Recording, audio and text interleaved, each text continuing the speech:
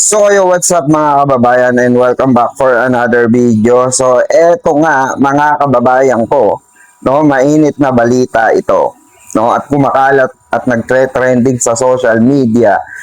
Ito pong pag-rally, no, ng mga DDS ko no ha.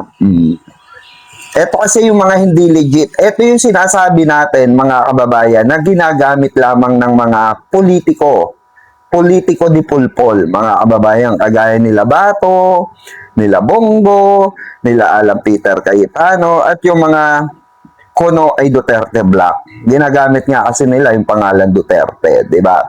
So, eto na nga, mga kababayan, no?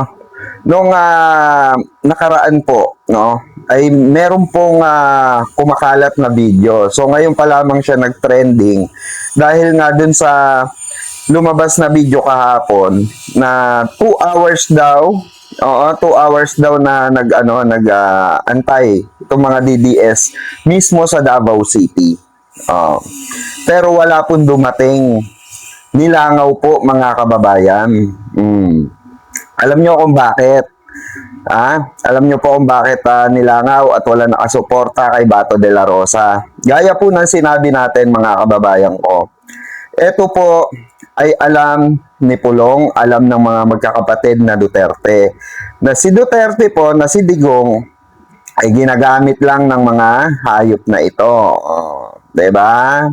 Kaya masama ang loob ni Pulong.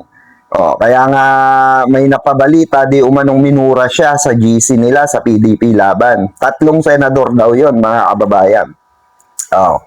Imagine niyo, bakit mo murahin ni Baste itong ni Pulong itong 3 senador na to? Meaning to say mga kababayan, kasi tinulungan nila si Bato de la Rosa, tumulong sila kay Bato de la Rosa. Kasi alam naman natin mga kababayan, no, napanood nyo naman sa video ko, na kung saan ito nga si Bato ay nanghingi ng tulong.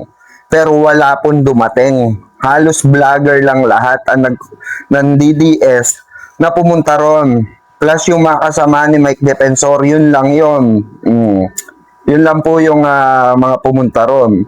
Pero the rest, wala na po. Yung sinasabi nila na solid Duterte, maisog, wala rin doon.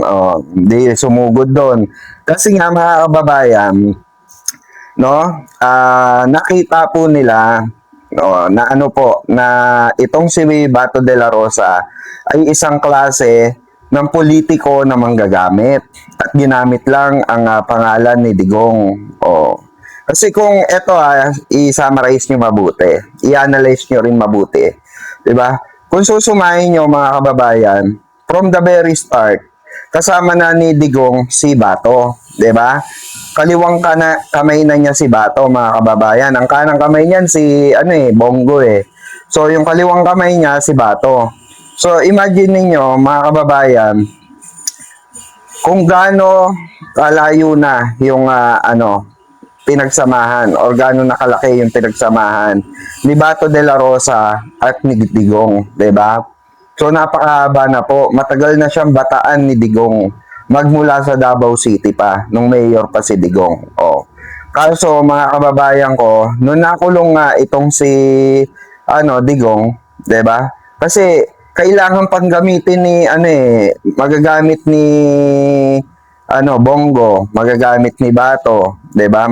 Magagamit ng mga kono ay kakampi ni Duterte, 'di ba?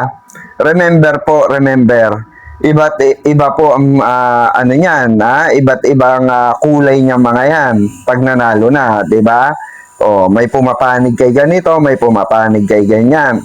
So, dito nakita ng Duterte siblings, nanawagan pa si Bato de la Rosa kay Pangulong Bongbong Marcos. 'Di ba? Nanawagan pa kay Pangulong Bongbong Marcos. Imagine niyo gaano kasakit kay Duterte 'yon. At gaano kasakit sa mga anak ni Duterte 'yon, ni Digong, 'di ba? Kasi si Digong mga kababayan, matatandaan nyo, never humingi ng tulong kay Pangulong Bongbong Marcos.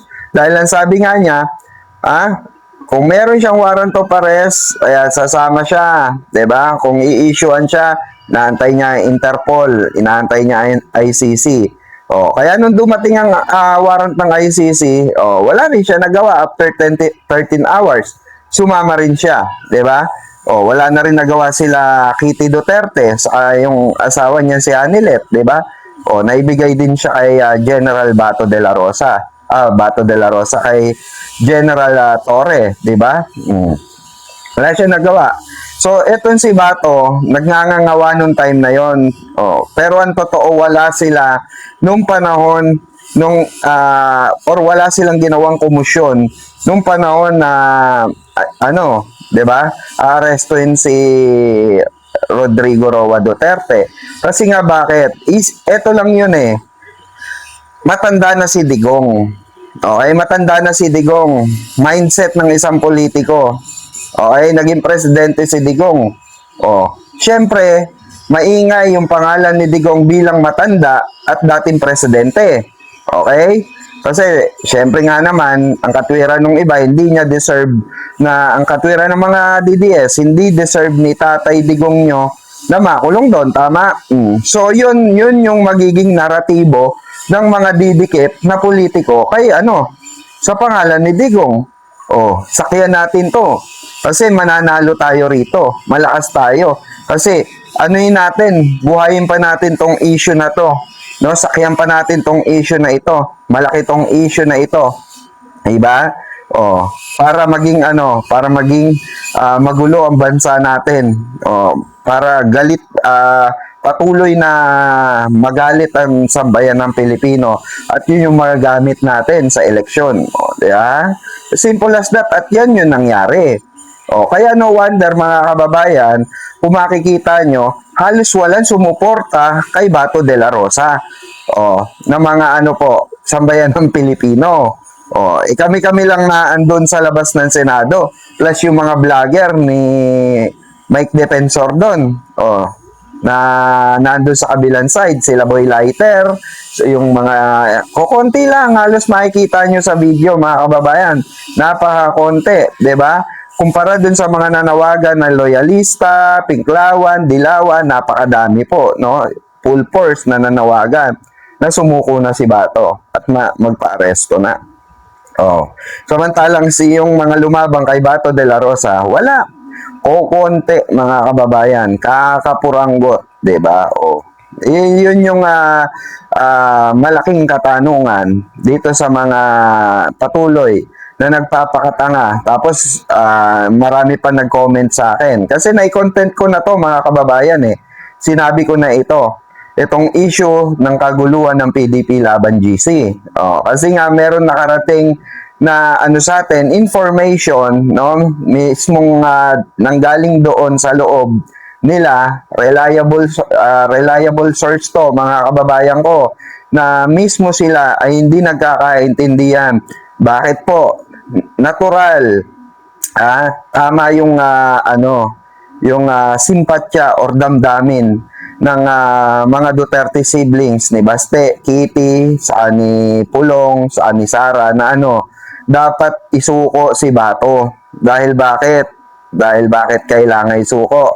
Kasi nga nangako siya, nasasamahan si tatay niyang karton doon sa ICC pagka dumating ang warrant of arrest niya.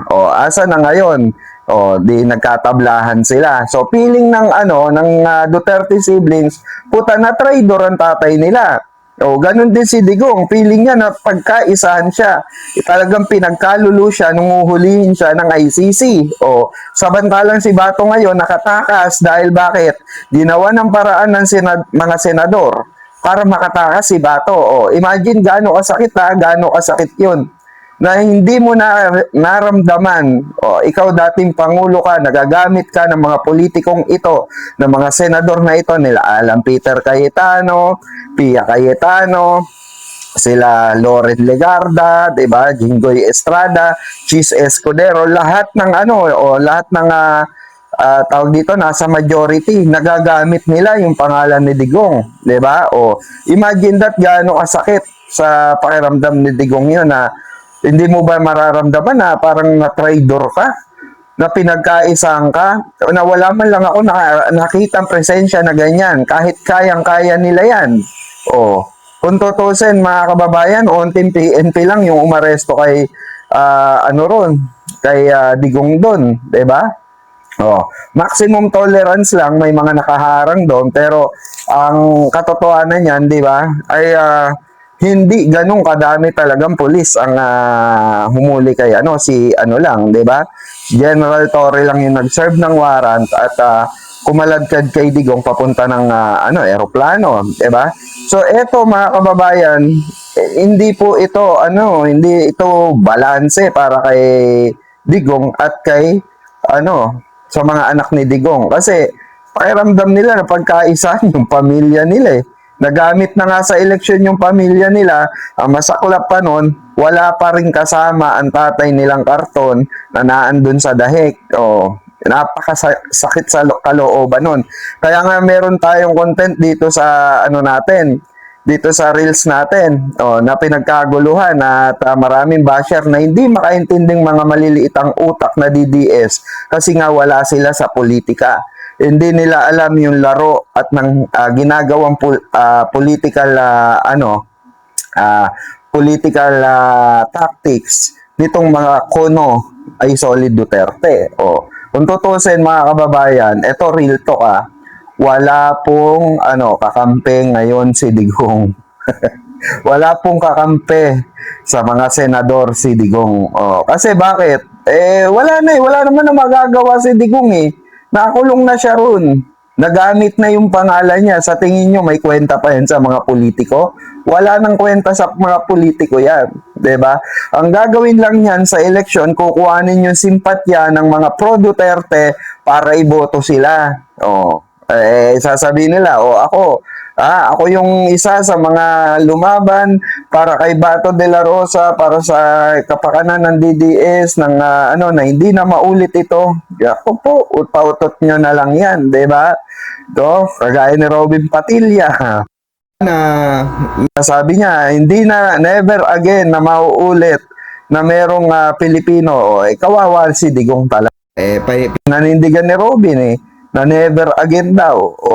Paano yun, Robin? Nangako ka rin na gusto mong sumama kay, Bato de la Rosa. So, antayin mo yung ikakaso sa'yo ng ICC, di ba? Kasi pag nagkaroon ng investigasyon ng NBI regarding sa'yo at naipasa yan ni Trillanes sa ICC na isa ka sa tumulong, no? At nagpatakas kay Bato de la Rosa, obstruction of justice, ay kakaso sa ng ICC at malamang sa malamang, magkakasama nga kayo ni Digong doon. Ang tanong, mga kababayan, papalagan ba ito ni Robin Padilla, di ba? Papayag kaya siyang makulong sa dahig? Ngayon pa nga lang nagkukumahog na, nagtatago na, urong ang bayag, di ba?